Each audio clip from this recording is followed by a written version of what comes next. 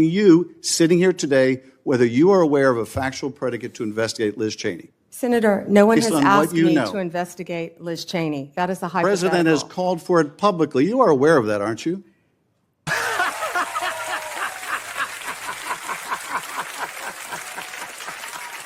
No one has asked me to investigate. But the president Liz. has We're called, also the worried president, about Liz Cheney, the Senator. president has. I'm like, wow. You know what we called for should this- be worried about? Ms. Bondi, the please crime rate answer in my California questions. right now You are is aware, through the roof. Ms. Bondi, Your robberies Ms. are Bondi, 87% my higher question- than the national my question average. is this. That's what I My want to question be is focused this. on, Senator. Do you have the if power I'm to say confirmed as no to the Attorney president? General.